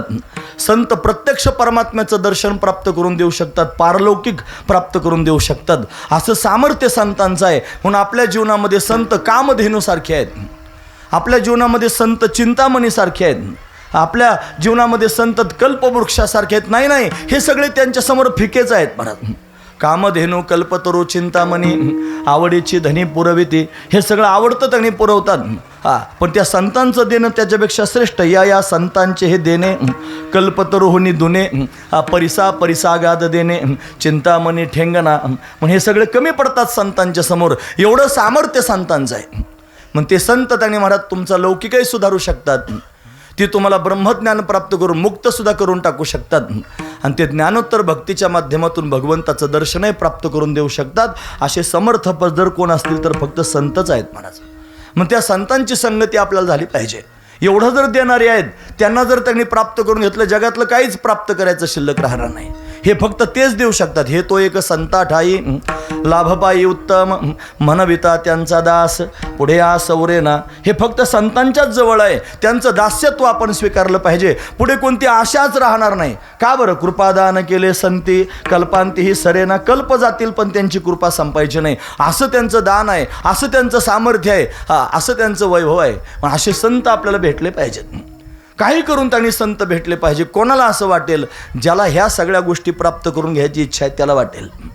ज्याला भगवंताच्या दर्शनाची तळमळ निर्माण झाली, आता देव कसा भेटेल अशी भावना निर्माण झाली, देव भेटतच नाही, त्याला वाटेल संत भेटले पाहिजे, मग देवाची प्राप्ती होईल. ज्याला मुक्त होण्याकरिता कासावीस झालेला जीव, माणसाचं शरीर जर त्यांनी पडून गेलं, मग त्यांनी हातातून निघून जाईल. पुढचा जन्म गाढवाचा का कुत्र्याचा मिळतो माहीत नाही, त्याच्यात ब्रह्मज्ञान होत नाही. याच देहामध्ये ब्रह्मज्ञान झालं पाहिजे. कोण भेटे सांगेसा तुका म्हणे चिंता वाटे. चिंता वाटायला कोण मला सांगणार आहे? अशी तळमळ ज्याच्या चित्तात निर्माण झाली त्याला संतांच्या भेटीची आस लागलेली राहते. तो म्हणतो संत भेटले पाहिजे. म्हणून संतांची भेट फार महत्त्वाची आहे. 3 गोष्टी दुर्लभ आहेत. शंकराचार्य म्हणतात दुर्लभम त्रयमेव तद्देवानुग्रह हेतुकम मनुष्यत्व मुमुक्षत्व महापुरुष संश्रय. माणसाचं शरीर दुर्लभ आहे, आपल्याला मिळालेलं आहे. या माणसाच्या शरीरात आल्यानंतर मुक्त होण्याची इच्छा झाली पाहिजे. ज्या अर्थी मंडपात येऊन बसले त्या अर्थी काहीतरी परमार्थ करावा असं वाटतोय ना, उगाच कशी काय तुम्ही याल. म्हणून मुक्त होण्याची इच्छा पण निर्माण झाली. दुसरी पण दुर्लभ गोष्ट तुम्हाला प्राप्त झाली. गावात काय एवढेच लोक आहेत का? फार मोठी संख्या आहे गावाची. एवढेच का आले? ही निवडक आहेत महाराज. हे जेवढे आलेत ना, हे सगळे त्यांनी महाराज परमार्थ करण्याकरिता आलेले आहेत. यांच्या अंतकरणात परमार्थ करण्याची उर्मी आहे, ही दुर्लभ आहे. ही भगवंताच्या कृपेशिवाय प्राप्त होत नाही. मग परमार्थ करत असताना सुद्धा परमार्थामध्ये आणि मोक्ष स्वरूपाची प्राप्ती, भगवत दर्शनाची त्यांनी ओढ, या सगळ्या गोष्टी सहजासहजी प्राप्त व्हायच्या नाहीत. ते प्राप्त करून देणारे सुद्धा त्यांनी तिसरे आहेत, महापुरुष त्यांना म्हणतात. त्यांचा संग दुर्लभ आहे. महापुरुष संश्रय हा अतिशय दुर्लभ आहे. संतांची संगती ती सहजासहजी होत नसते. बहुअवघड आहे संत भेटी परी जग जेठी करुणा केली. भगवंतानं कृपा केल्याशिवाय संत भेटत नसतात. पण अशा संतांच्या भेटीकरिता जीव तळमळला पाहिजे. अशा संतांच्या भेटीकरिता जीव कासावीस झाला पाहिजे. अशा संतांच्या भेटीकरिता जीव व्याकुळ झाला पाहिजे. देववसे चित्ती त्यांची घडावी संगती ऐसे आवडते मना देवा पूर्वावी वासना. येन केन प्रकारनं तू आमची वासना त्यांनी देवा पूर्ण कर. संतांची भेट घडून दे. ते संत त्यांनी महाराज भेटले पाहिजेत. कसे भेटले पाहिजे? ते कसे भेटू द्या, कोणत्याही प्रकारानं भेटू द्या. येन केन प्रकारानं फक्त संतांच्या संगतीत जात आलं पाहिजे. काही करून जात आलं पाहिजे. काही निमित्त करून संतांच्या संगतीत जात आलं पाहिजे. काय निमित्त करून जाल म्हणे महाराज? ते जर भेटत असतील ना, ते काय सामान्य आहेत का? ते जर भेटत असतील तर त्यांच्या दारातला कुत्रा व्हायची वेळ आली तरी चालेल, पण त्या संतांचा समागम मला त्यांनी घडला पाहिजे. अशी दिव्य भावना, दृढ भावना अंतकरणात निर्माण, एवढी सालसता निर्माण व्हावी, एवढी शालीनता निर्माण व्हावी. एवढ्या व्याकुळतेनं त्यांनी मला संतांच्या संगतीचा भाव पोटात निर्माण व्हावा. मग संत भेटत असतात. तुकोबाराय म्हणतात मला जर संत भेटत असतील कोणत्या ना कोणत्या तरी प्रकारानं, तर त्यांच्या दारात कुत्रा होईन पण संतांची संगती करेन. संत समागम एखादी परी व्हावे त्यांचे द्वारी श्वानयाती. एखाद्या परी शब्दाचा अर्थ होतो प्रकार. कोणत्याही प्रकारानं जर संतांचा संग होत असेल तर तो करावा. मग कोणत्या प्रकारानं? अतिशय खालचा दर्जा सांगितला. कुत्रा होऊन करायची बारी आली तरी चालेल, संतांचा संग करावा. कोण कुत्रा होऊन त्यांनी संतांचा संग करू शकतो? एवढ्या त्यांनी हीन जातीला, कुत्रा म्हणजे हीन जातीचा त्यांनी पशु आहे. हाड म्हणलं की जावंच लागतं, नाही गेलं तर धोपाट्या खाव्या लागतात. सरळ सरळ गोष्ट आहे. म्हणून कुत्रा म्हणजे त्यांनी महाराज, माणसं भांडण जरी करायला लागले तरी एखाद्याला फार हिनवायचं असलं तर त्याला कुत्रा म्हणतात. ए कुत्र्या, अशी सुरुवात असते. भांडण जरी करा, एखाद्याला हिनवायचं असलं, हिनवण्याकरिता कोणत्या पशुचं त्यांनी नाव, ठराविक पशु आहेत महाराज. ए गाढवा, गाढवाचं तरी नाव घेतात, कुत्र्याचं ए बैला, हा हे टोनग्या, असे 2-4च नाव आहेत महाराज. हा हे हत्ती कोणी म्हणतं का? नाही म्हणत. माकडाचं घेत असतील एखाद्या वेळेला, ठराविक बोटावर मोजण्यासारखे आहेत. त्याच्यात कुत्रा म्हणजे अतिशय त्यांनी महाराज सामान्य आहे. आणि तुकोबाराय म्हणतात त्यांची भेट होण्याकरिता, त्यांची संगती प्राप्त होण्याकरिता मला जर कुत्रा होण्याची वेळ आली तरी चालेल, मी त्यांच्या दारातला कुत्रा होईन आणि त्यांची संगती करेन. अहो कुत्रा तर फार चांगलं म्हणले. एका ठिकाणी म्हणले संतांची न्हाणी होईन किडा, संतांच्या न्हाणीतला किडा होईन म्हणले. ते किडे आणि न्हाणीत आपण स्नान केल्यानंतर गटारीचं पाणी जातं आणि त्याच्यात वळवळ करतात की नाही किडे. तुकोबाराय म्हणले मी किडा होईन. पण त्या का किडा व्हायचं, का बरं तांगणे महाराज हे सगळं करायचं, त्यांचं महात्म्य कळालं आहे. एवढी बडबड आपण आधी ऐकली ना. ते लौकिक प्राप्त करून देतात, ते अलौकिक प्राप्त करून देतात, ते पारलौकिक प्राप्त करून देतात. त्यांच्या सामर्थ्य आहे. देव तुमचा गुलाम आहे महाराज, देव त्या संतांचा गुलाम आहे. निर्गुणाकार झाला गुणवंत, घाली दंडवत पूजनीय. तो निर्गुण निराकार असणारा परमात्मा आणि आकार धारण करून संतांची सेवा करतो. महाराज का करतो? संतांचे हे सुख झाले या देवा, मनवनी सेवा करी त्यांची.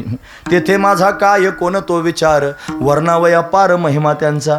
अरे त्या संतांचं सुख देवाला झालं महाराज, म्हणून त्या संतांची सेवा करतो. तुम्ही ऐकतात ना सगळेजण, फार महत्त्वाचा मुद्दा सांगतो. ते म्हणतात देवाला संतांचं सुख झालं म्हणून निर्गुण निराकार असणारा परमात्मा संतांची सेवा करण्याकरिता येतो आणि स्वतः संतांची सेवा करतो. फार महत्त्वाचं चिंतन आहे. देवाला त्यांची संगती आवडते. नावडे वैकुंठ शेषाचे शयन, वैष्णव सदन आवडे. या सुखाकारणे देव वेडावला, वेड लागलं देवाला. तो त्यांनी वैकुंठ सोडून संत सदनी राहिला. वैकुंठ सोडून दिलं, संतांच्या संगतीत राहतो. देवाला सुद्धा संतांची संगती आवडते. देव स्वतः संतांच्या संगतीमध्ये राबतो. 12 वर्ष श्रोता होऊन बसला नाथांच्या घरी. 12 वर्ष चोपदार म्हणून उभा राहिला. चोपदाराचं ऐकलं पाहिजे. चोपदार काय सामान्य, भगवंताचं रूप आहे चोपदार म्हणजे. देव स्वतः चोपदार झाला होता. मी बघत होतो बाबा सगळ्याला महिला वर्गाला पुढं सरका. ते काय ऐकत नव्हते त्यांच्या, पण ते आपले म्हणतच होते महाराज. ते काय त्यांचा नाद सोडत नव्हते आणि त्या काय हटत नव्हत्या. पण ऐकलं पाहिजे महाराज. चोपदार म्हणजे प्रत्यक्ष विष्णू स्वरूप असतो. दत्त भगवान चोपदारकी करीत होते, दत्त चोपदारकी करे. पण त्यांनी दत्त आणि भगवान श्रीहरी त्यांनी स्वतः अशा पद्धतीने, दोन्ही एकच आहेत पण 2 रूप घेऊन चोपदारकी केली नाथांच्या घरी. 12 वर्ष श्रीखंडाच्या रूपात सेवा केली. श्रीखंड्या चंदन उगाळून करी, वस्त्र गंगा तरी धुत असे. श्री एकनाथ सदनी माधवजी सर्व ही कार्य करीतो. स्वकरे चंदन घासी, कावडीने पाणी भरितो. कावडीने पाणी ज्या घरी चक्र पाणी वाहे, अनन्य भक्तिभावे निळावंदी त्याचे पाय. एवढी सेवा केली नाथांच्या घरी. हा सावतोबाच्या घरी खुरपू लागायला गेला. हा त्यांनी चोखोबऱ्यांची ढोरं ओढू लागायला गेला. हा करता गेला. हा नरहरी महाराजांना घडू फुंकू लागला. हा गोरोबा काकाचे गाडगे मडके त्यांनी अशा पद्धतीने घडू लागला. काय काय नाही केलं, निमित्त करून त्यांच्या घरी गेला. कारण संतांची संगती प्राप्त व्हावी हा भाव देवाच्या मनातला आहे. देवाला सुद्धा संतांची संगती प्रिय वाटते म्हणून देव प्रयत्नपूर्वक त्यांच्या संगतीत जातो. नाथा घरची उलटी खून, पाण्याला मोठी लागली तहान. पाण्याला कुठे तहान लागते का? पण पाण्याला तहान लागली म्हणले देव त्यांनी वळचणीचं पाणी ना आढ्याला गेलं. असं उरफाट कसं जाईल महाराज? ते पण गेलं ना. का गेलं?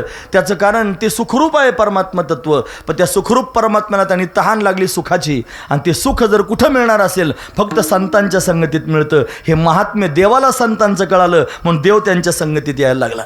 ओवी सांगू का ज्ञानोबरायांची? ते म्हणतात तया संगाचेने सुरवाडे, मज विदेहा ते देह धरणे घडे. ज्ञानोबराय म्हणतात भगवंताचं मनोगत सांगतात. तया संगाचेने सुरवाडे, त्याच्या संगतीतलं सुख प्राप्त करून घेण्याकरिता मज विदेहा ते देह धरणे धरे घडे. मी विधेय आहे पण मला देह धारण करावं असं वाटतो. किंबहुना आवडे निरुपम, मला त्यांची संगती फार आवडते. कोण म्हणतो? देव म्हणतो. कोणाची संगती आवडते? संतांची संगती आवडते. कारण विशेष आहे ना महाराज, देवाला सुद्धा सुख देण्याचं सामर्थ्य त्यांच्यात आहे. नाही देव जर थकला भागला दमला आणि देवाला जर विश्रांती घ्यायची गरज असली तर तो देव या संतांकडे विश्रांती घ्यायला येतो. नामा म्हणे देवा चला तया ठाया, विश्रांती घ्यावं या कल्पवरी. देवाला जर विश्रांती घ्यायची गरज वाटली तर देवसुद्धा संतांच्या जवळ विश्रांती घेण्याकरिता येतो. हे संतांचं सामर्थ्य आहे. एवढे श्रेष्ठ संत आहेत. मग त्यांची संगती जर आपल्याला घडत असेल तर कोणत्याही प्रकारानं घडलं तरी साधून घेतली पाहिजे ना महाराज. पण कोणत्या प्रकारानं व्हावे? संत समागम एखादी परी व्हावे त्यांचे द्वारे श्वान याती. श्वान याती झालं तरी चालेल. ती ओवी आपण सांगत होतो. तया संगाचे सुरुवाडे मज विदे हाते देह धरणे घडे किंबहुना आवडे निरूपम. मग काय केलं देवानं? म्हणे दो वरे दोन्ही भुजा आलो घेऊन आलिंगावया लागून तयाचे अंग. त्याला आलिंगन देण्याकरिता 2 हात कमी वाटले म्हणून अजून 2 हात घेऊन आला आणि त्या संतांची सेवा करू लागला. त्याला कमी पडले 2 हात. एवढी संतांची सेवा करण्याकरिता देव तत्पर आहे. मग आपल्यासारखा जर संतांच्या दारातला कुत्रा झाला तर काय विशेष झालं महाराज. म्हणून संतांची संगती एवढी महत्त्वाची. का संतांची संगती करायची? आधी एवढं सगळं आपण पाहिलं, लौकिक अलौकिक पारलौकिक त्यांनी प्राप्त करून देतात म्हणून संतांची संगती केली पाहिजे. तेच आपल्याकडून त्यांनी परमार्थ करून घेऊ शकतात. त्यांच्यामुळंच आपल्याला देव त्यांचेनी गोपाळ कृपा करी. देव जर प्राप्त झालं तर त्यांच्यामुळं प्राप्त होऊ शकतो. हा महत्त्वाचा विचार आहे महाराज. डॉक्टरकडे कोण जातो? रोगी. सरळ गोष्ट आहे. अन्नदान करणाऱ्या माणसाकडे कोण जातो? भूक लागलेला. सरळ गोष्ट आहे. ज्याला भूक लागली ना तो अन्न छत्रात जातो. ज्याला रोग झाला ना तो डॉक्टरकडे जातो. संतांकडे कोण जाईल? तुम्ही ऐकतात ना सगळेजण. पण खरंच आता 2 उदाहरणं तर मी सांगितले. डॉक्टरकडे कोण जातो? रोगी. भूक लागलेला माणूस कुठे जातो? जिथं अन्नदान चालू आहे. अन्नछत्रात आम्ही जातो परिक्रमेचं. परत मला आठवण आली, आम्ही ते सर्चच करायचो अन्नछत्र कुठे आहे. कारण ते भूक लागायची ना पोटात. महाराज अन्नछत्र कुठे आहे? गेलो एका ठेव 23 किलोमीटर चालून गेलो आणि त्याचा टाईम संपून गेला. तो उठ म्हणला. ते म्हणायचे आमचे महाराज आहेत ते माहीत नाही मला. उठ. दिलं उठून. अरे म्हणलं 23 किलोमीटर चालून दे ना बाबा काहीतरी. तुम्ही होते की नाही? हे सगळं त्याने माझ्याशी वादच घातला महाराज त्यानं. हे आमच्याबरोबर परिक्रमेला होते पाचपुते महाराज. त्यांना माहिती आहे सगळं. म्हणजे त्यांनी महाराज भुकेलेला मनुष्य त्यांनी महाराज अन्नछत्रात जातो. त्रस्त झालेला मनुष्य त्यांनी महाराज तुम्ही त्यांनी जाताना तुमचे कामं करून घ्यायचे असल्यानंतर रस्ता करायचा, सभामंडप करायचा, काम आडल्यानंतर तुम्ही ठराविक ठिकाणी जाता. जे सामाजिक कार्यकर्ते त्यांच्याकडे गरज पडल्यानंतर जाता. तुमची गरज पूर्ण करण्याकरिता जाता. आता गरज संपल्यानंतर तुम्ही काय करता ते तुम्हाला माहिती आहे. फक्त गरज लागल्यानंतर माणूस जातो. भूक लागलेला मनुष्य अन्नछत्रात जातो. रोग झालेला मनुष्य त्यांनी दवाखान्यात जातो. हे सगळं पक्क. माझा प्रश्न असा आहे, संतांकडे कोण जाईल? कोणीच काही बोले ना हो.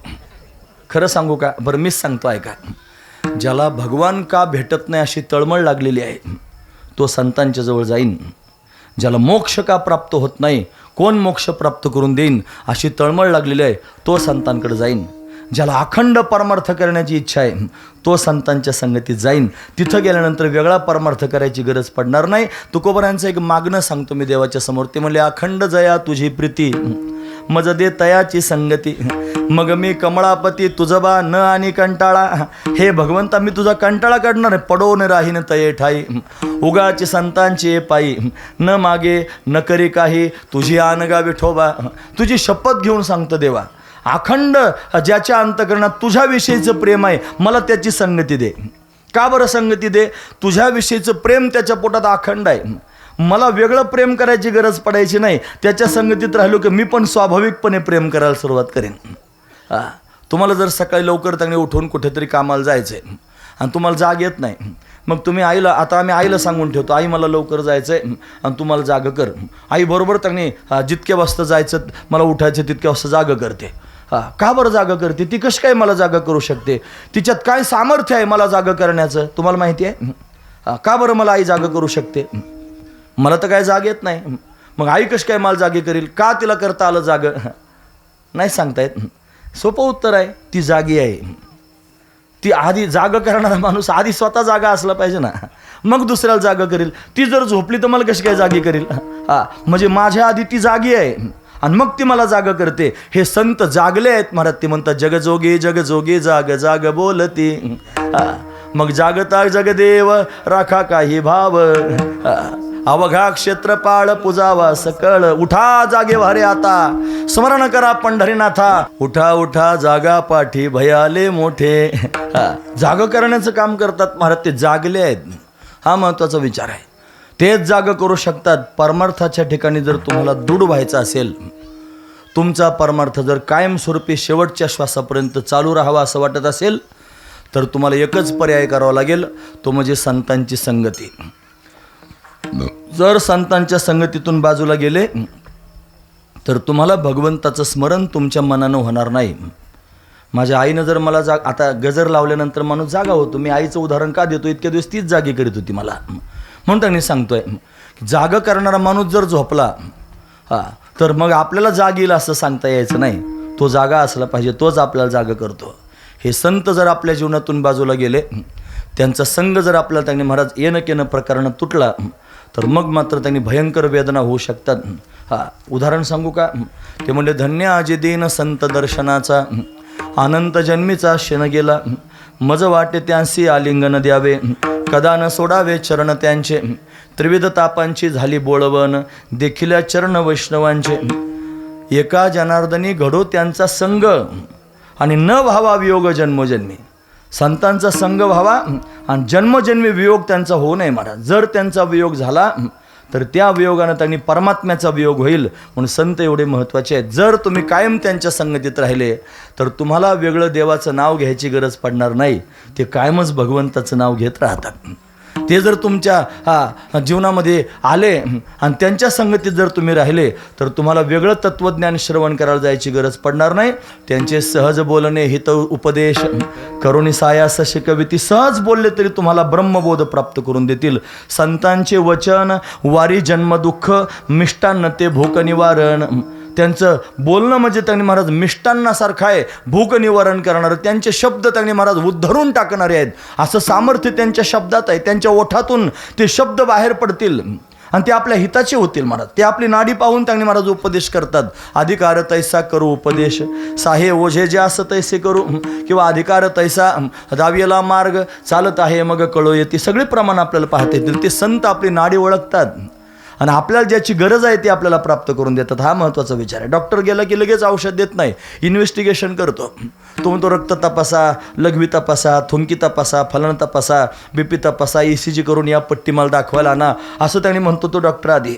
आणि मग त्याच्यानुसार औषध लिहून देतो. म्हणजे इन्व्हेस्टिगेशन डॉक्टर आधी करतो, मग आपल्याला ट्रीटमेंट देतो. हे जसं आहे ना, तसे संत आपल्याला आधी तपासतात. हा काय जातीचा प्राणी आहे, हा कोणत्या अधिकाराचा आहे, हा बायकोच्या नादात अडकलेला आहे का, मुलाच्या नादात अडकलेला आहे का, पैशाच्या नादात अडकलेला आहे का, पदाच्या नादात अडकलेला आहे. याच्या नाडीत त्यांनी काय मला जाणवतं हे त्यांना कळतं महाराज चांगल्यापैकी. आणि ते कळल्यानंतर त्या पद्धतीची ट्रीटमेंट करतात. त्याला धोपाट्यासुद्धा घालतात की अरे इकडं जाऊ नको, इकडं चल. हे त्यांच्या सामर्थ्य आहे महाराज. त्यांच्या संगतीत जा, ते तुमचं कल्याण करतील, तेच कल्याण करतील. त्यांच्या वाचून कोणीच नाही कल्याण करणार. मग ते मायबाप जरी असले तरी सुद्धा आपलं कल्याण करू शकत नाहीत. आपलं कल्याण करणारे फक्त संतच आहेत. हा महत्त्वाचा विचार आहे. त्यांच्या वाचून कोणी नाही आपल्याला मुक्त करू शकत. मायबापे पिंड पाळीला माया आणि जन्ममरण जाया संत संग. संतांची संगती जन्ममरण घालवण्याकरिता फार महत्त्वाची आहे, गरजेची गोष्ट आहे म्हणाच. म्हणून जर आपण संतांच्या संगतीत राहिलो, कोणत्याही प्रकारानं राहिलो, तर वेगळं तुम्हाला भगवंताचं नामचिंतन करायची गरज पडणार नाही. उद्धाराचं वेगळं साधन शोधायला जायची गरज पडणं त्यांच्या मुखातून आपोआपच ऐकायला मिळेल. हे सामर्थ्य संतांचं आहे. म्हणून स्वाभाविकपणे परमार्थ माझ्या जीवनात जर प्राप्त व्हायचा असेल तर मी संतांच्या संगतीत येणं केनं प्रकारानं गेलं पाहिजे. आणि मग मला तो परमार्थ प्राप्त होईल. म्हणजे नेमकं काय होईल ते म्हणले, त्यांच्या संगतीत गेलो की मला वेगळं नामचिंतन करायची गरज पडणार नाही. तेथे रामनाम होईल श्रवण.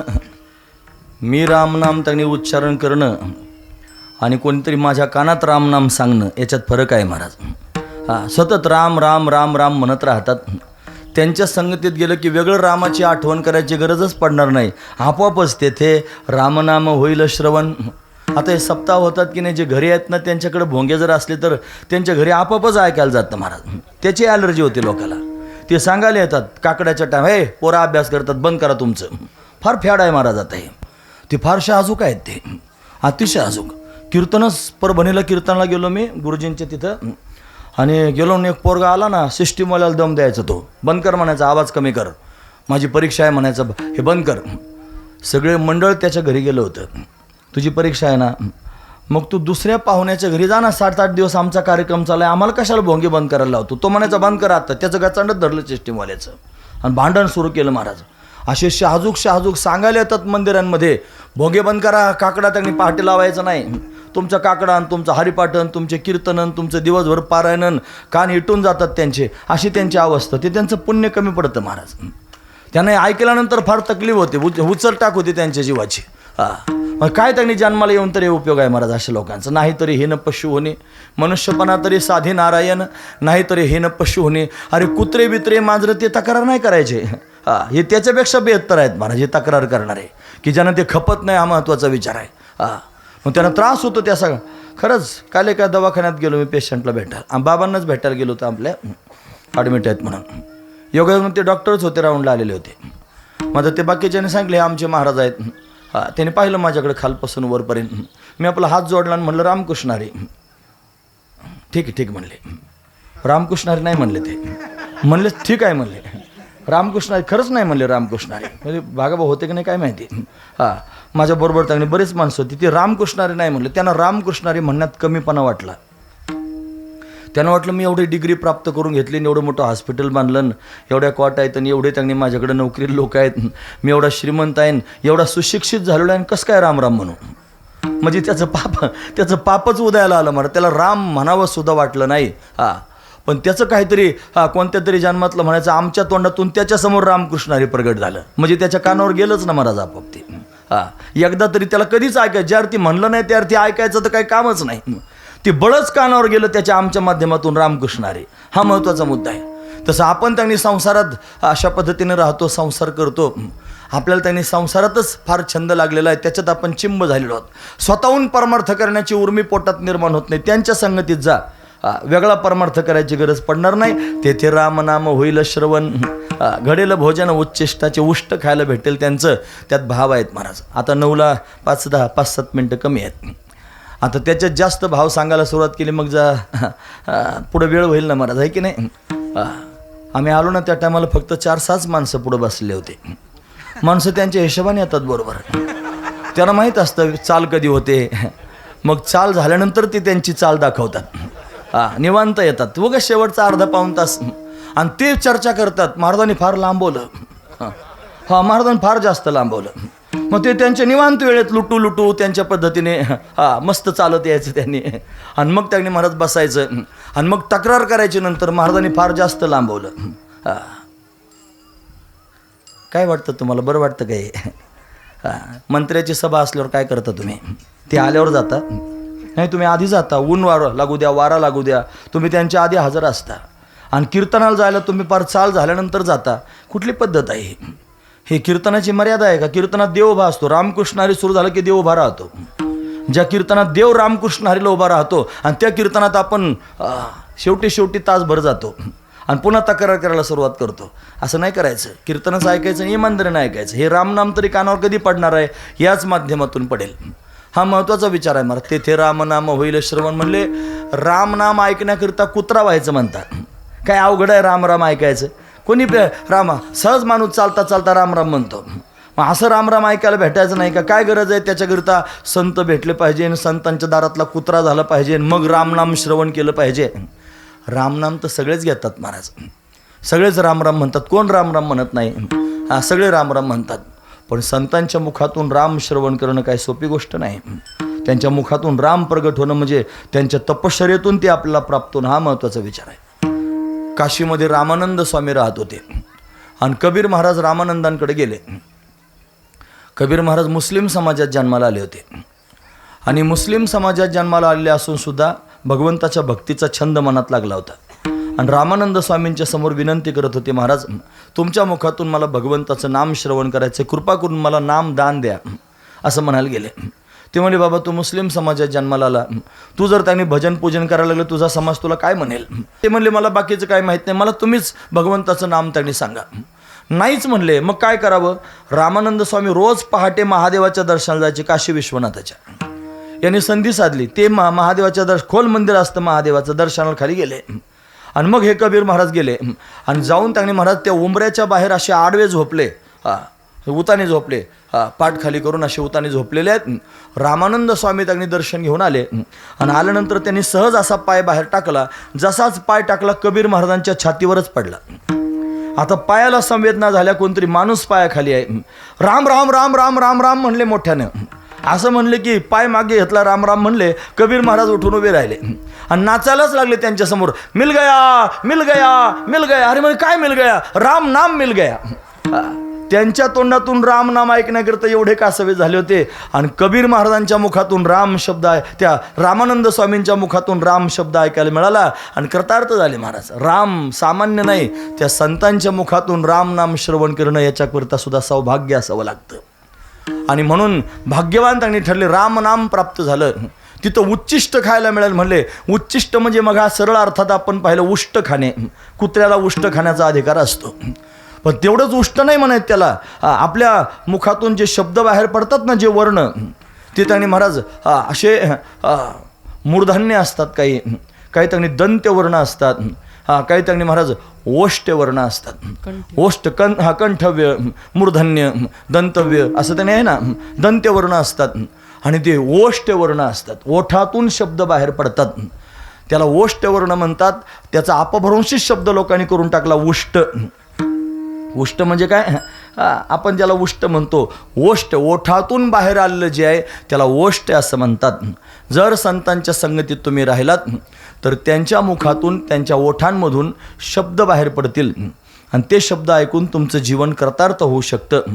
गावबासारखा नाथ महाराजांच्या घरी पुरणाच्या पोळीकरता लोळून होता. घंटी वाजली की जेवायला यायचा आणि त्या पडव्या आहेत त्याने ओहऱ्या, त्या ओहरीत झोपून राहायचं आणि मग घंटी वाजली की जेवायला येऊन बसायचं. मग नाथांच्या घरी रोज प्रवचनं, कथा, कीर्तनं त्यांनी व्हायची. पडल्याच ऐकायचं, बसायचं सुद्धा कंटाळा. ढेऱ्या बेऱ्या वाढल्यावर बसता येत नाही, जास्त वेळा अवघडून जातं माणसाला. मग अंग कधी टाकीन असं होतं, लोळायचं त्यानं डायरेक्ट. पडून राहीन तये ठाई, उगाची संतांचे पायी, न मागे काही मागणार नाही, न करी काही म्हणजे काही उपद्रव सुद्धा करणार नाही. काही उपद्रव करीत नव्हता, फक्त खात होता आणि लोळत होता. नाथांनी सगळं कार्य पूर्ण केलं. भावार्थ रामाने सांगायचं काम चालू होतं आणि म्हणले समाधी घ्यायची. मग जलसमाधी घेण्याकरिता निघाले. म्हणले अहो एवढं भावार्थ रामायण पूर्ण करा मग घ्या ना जलसमाधी. नाही म्हणले माझी वेळ झाली, मला गेलं पाहिजे आता. मग रामायण कोण पूर्ण करेल? म्हणले माझा गावबा आहे ना होता. गावबा नुसता लोळून होता महाराज, काही काम नव्हतं, नुसता पूर्णाच्या पोळ्या. आम्ही वैकुंठवासीन आलो पोळ्या दाबायशी, दणकून पोळ्या त्यांनी, दुसरा धंदाच नाही काय. लोळून त्यांनी पोळ्या खात होता आणि ते शब्द ऐकत होता महाराज. नाथांच्या मुखातून ओष्टवर्ण बाहेर पडत होते आणि ते उष्ट त्याला म्हणतात, ते कानात जात होते आणि ते ऐकून ऐकून त्यांनी महाराज सामान्य असणारा गावबा आणि तो गावबा त्यांनी अशा पद्धतीने दिव्य स्वरूपाला प्राप्त झाला, त्याला बोध प्राप्त झाला. हे नाथांचं सामर्थ्य आहे महाराज. म्हणून काय झालं, त्यांच्या संगतीत पडून राहिला, आपापच भगवंताचं नामचिंतन ऐकायला मिळालं. त्यांच्या संगतीत पडून राहिला आणि त्यांच्या मुखातून आलेलं तत्त्वज्ञान श्रवण करायला मिळालं. दोन फायदे झाले. एक, रामनामाचं श्रवण झालं, परमार्थ घडू लागला आणि तत्त्वज्ञान ऐकायला मिळालं. जीवपणा संपून गेला. ज्याचा जीवपणा संपला तोच दुसऱ्याला जीवपणा संपण्याचा बोध करू शकतो ना. भावार्थ रामायण हे त्यांनी जीवपणा घालवण्याकरिता आहे, ज्ञान प्राप्त करून देण्याकरिता त्याचं नावच आहे भावार्थ. म्हणून ते जर त्यानं लोकांच्या समोर सांगितलं, कोणामुळे मिळालं? त्याचं एकमेव त्यांनी कारण असेल तर नाथ महाराज रूपी संतांची संगती झाली. त्यांच्या संगतीमध्ये रामनाम कानावर पडलं, त्यांचं उष्ट त्यांनी महाराज प्राप्त झालं आणि ते ओठातून आलेले शब्द अंतकरणात साठवले. त्याचंच कल्याण झालं, जगाचं कल्याण करण्याचं सामर्थ्य आलं. हा संतांचा महिमा आहे महाराज. म्हणून अशा पद्धतीने संतांची संगती येणं केनं प्रकरणं कशी व्हावी. मग ते त्यांनी कुत्राच होऊन झाली पाहिजे असं काही नाही. त्यांच्या घरी कामाला राहण्याचा प्रसंग आला तर कामाला राहावं, वाट्यानं जर काही काम करण्याचा प्रसंग आला तर वाटेकरी व्हावं. दीन होऊन त्यांनी सेवक व्हायचं असेल तर सेवक व्हावं. कामारी बटीक सेवेचा सेवक, दीनपणे रंग तेथे भले. कामारी म्हणजे कामाला राहणे, बटीक म्हणजे त्याने बटईनं काम करणे. जुन्या काळात बायका जर भांडायला लागलं ना तर त्यांच्याकडे एक ठेवणीतला शब्द असायचा. तिला कमीपणा आणण्याकरिता समोरच्या स्त्रीला भांडण करताना असा शब्द वापर, ए बटकुरे, असा शब्द, बटकुरी शब्द वापरला जायचे. बटकुरी म्हणजे काय प्रकार आहे आताच्या लोकांना माहीतच नाही. बटईच माहीत नाही तर बटकुरी कसं काय कळेल. बटकुरी म्हणजे बटईनं काम करणारी. तिला त्यांनी महाराज बटीक असं म्हणतात. तुकोबाराय म्हणतात मी बटईनं काम करणार होईन, मी त्यांच्या घरी कामाला राहीन. कामारी बटीक सेवेचा सेवक सेवा करण्याकरिता सेवक होईन. सेवेलागी सेवक झालो तुमच्या लागलो निज चरणा. अहो स्वामी तुका या देवा यावरी न करावा अभेर निळबराय म्हणता सेवेकरता सेवक त्यांनी झालो. पण अशा पद्धतीनं सेवक होईन, दीनपणानं रंक होऊन त्यांच्या दारात राहीन, कोणत्याही ना कोणत्या तरी प्रकारानं त्यांची सेवा करीन. संतांची सेवा करणं फार महत्त्वाचं आहे महाराज. त्या सेवेशिवाय त्यांनी तुम्हाला बोध प्राप्त व्हायचा नाही. ते म्हणले तद्विधी प्रणिपातेन परिप्रश्नेन सेवया उपदेक्षन्ते ते ज्ञानम ज्ञानेनस्तत्वदर्शिना. ते ज्ञान पैगा बरवे जरी मनी हाती आणावे तरी संता या भजावे सर्वस्वेसी. ते ज्ञानाचा कुरुठा ते तर सेवा हाची दारवंटा. ते तर सेवा हाची दारवंटा. ते तर सेवा हाची दारवंटा. दारवंटा म्हणजे दरवाजा. का बरं 3-3 बाऱ्या सांगितलं? सेवा केल्याशिवाय ज्ञान प्राप्त व्हायचं नाही. म्हणून तिथं सेवाच केली पाहिजे, संतांची सेवा झाली पाहिजे. दीनपणे रंक होऊन त्यांची सेवा करीन म्हणले. अजून 5-10 मिनटं सोसतील का तुम्हाला? सांगू? हां, लक्षपूर्वक आहे का? सेवा केली, संतांची सेवा करण्याकरिता कोणत्याही थराला गेले महाराज. काय थर वापरावा संतांची सेवा करण्याकरिता? कबीर महाराजांचंच परत उदाहरण सांगतो. कबीर महाराजांच्या घरी संत आले महाराज. हे सगळे संत ज्ञानोबराय आदी करून तीर्थयात्रा करण्याकरिता गेले आणि ते काशी क्षेत्रात गेले. कबीर महाराज काशीत राहत होते. संत आल्याची बातमी कळली, फार आनंद झाला. गायगाय त्यांना सामोरे गेले. पुण्य फळले बहुता दिवसा भाग्य उदयाचा ठसा असं म्हणून संतांना घरापर्यंत नेलं. काहीच विचार नाही केला मागचा पुढचा, आपण गरीब आहोत का, आपल्या घरी खायला काय आहे का नाही, काही नाही विचार केला. संत आले, घरी न्यायचे, नेले घरी. घरी नेल्यानंतर फार स्वागत सन्मान त्यांचा केला आणि बायकोला सांगायला लागले, अगं ऐकलंस का, म्हणजे आपल्या घरी संत आले आहेत, लवकर स्वयंपाक कर. स्वयंपाक कर म्हणल्यानंतर त्यांनी महाराज तिला काही सुधरेच ना. आता घरात काही सगळे भांडे मोकळेच होते महाराज, सगळे डबे मोकळे, काहीच नव्हतं घरात स्वयंपाक करायला.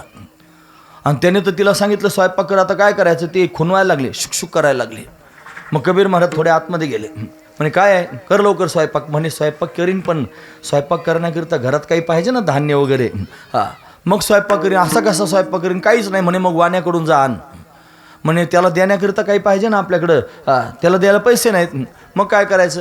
म्हणे जा उधार आण. म्हणे उधार तरी कसा देईन, आधीच पहिली एवढी उधारी आहे आणि अजून तो त्याने उधार देण्याकरिता कसा तयार होईन? एकच वाणी होता गावात. मग काय करायचं? संत तर आलेले आहेत आणि त्यांना जीव घालायचे, आता काय केलं पाहिजे?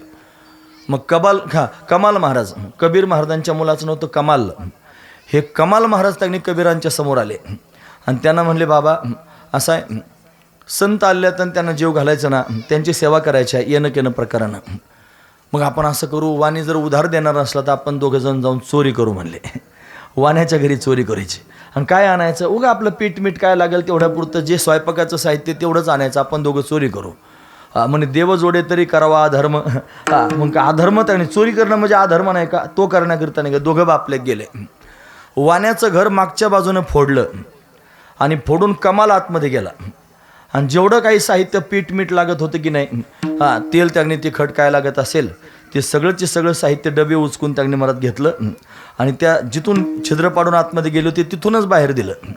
आणि बाहेर देऊन त्यांनी महाराज ते स्वतः बाहेर येण्याकरिता कमाल महाराज निघाले. त्यांनी आधी मुंडकं बाहेर काढलं त्या छिद्रातून आणि मग जायला लागले. पण आता मागं त्यांनी महाराज असं सरळ झाल्यानंतर पाय कोणत्या तरी डब्याला लागला आणि तो डबा खोडबोड वाजला आणि वाणी जागा झाला. तो जसाच जागा झाला तो धावतच आला महाराज, चोर चोर चोर म्हणायला लागला. त्यानं पाहिलं त्यांनी महाराज खरोखर चोर आहे आणि त्यानं घर फोडलेलं आहे आणि त्याच्यातून बाहेर त्यांनी निघण्याचा प्रयत्न करतोय. त्यानं पायच धरून ठेवले महाराज, ओढायला सुरुवात केली. आता त्यानं हात बाहेर काढले होते, अशा भिंतीला हात लावले कमारानं, मस्तक बाहेर काढलं आणि हात बाहेर काढले आणि तो पाय त्यांनी ओढतोय, दोघं जोर लावतायत. आता घाई उठलेली, आता जर या वाण्यानं चोर म्हणून आपल्याला सिद्ध केलं आणि संतांना जर कळालं हे चोऱ्या करतात तर चोराच्या घरचं कसं खातील संत? महत्त्वाची गोष्ट आहे. संत तर जेवले पाहिजेत.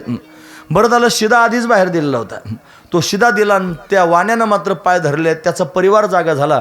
ते सगळे मिळून पाय ओढायला लागले की चोर पकडायचा म्हणून. आता काय करायचं? मग मात्र नाईलाज झाला आणि कमालाने कबीर महाराजांना सल्ला दिला.